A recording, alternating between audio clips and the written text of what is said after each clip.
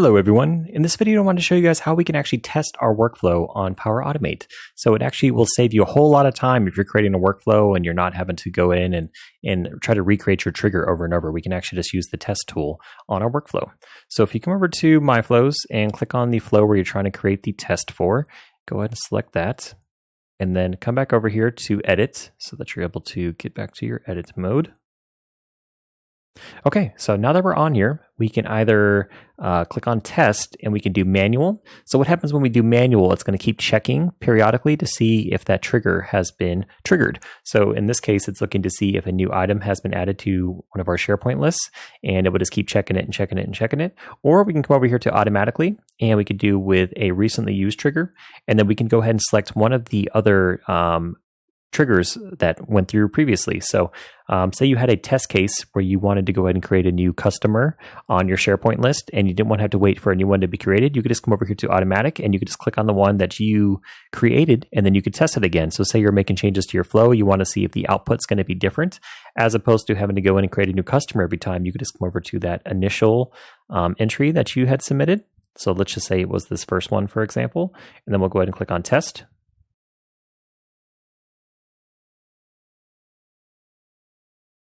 And it may take a moment. You guys can see it's currently running. So it's simulating that that item had been created. Let's see which item this was that was created. So this was the Jim Carrey entry on our SharePoint list.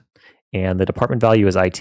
So because the department value is IT, what it did is it actually sent out an approval to myself to go ahead and approve. So I need to go back and I actually have to approve this. So let me just open up Power Automate in another tab here, and I'm going to go over to approvals,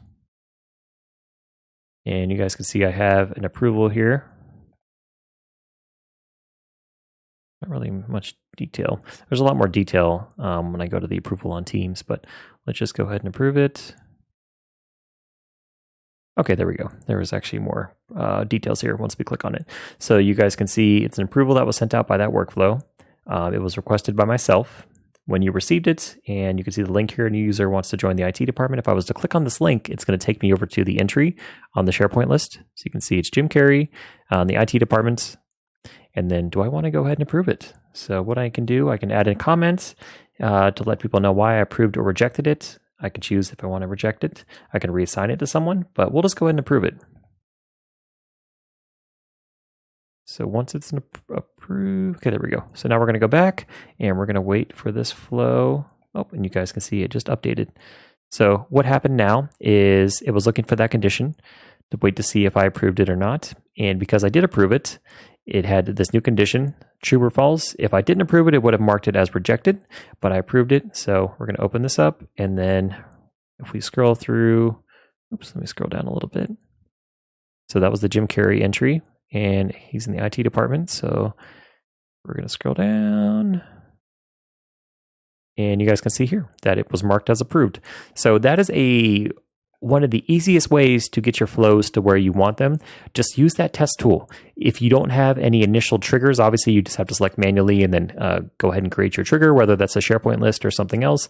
But then once you have that test entry, you can just keep referring back to that using the test tool on your Power Automate builder.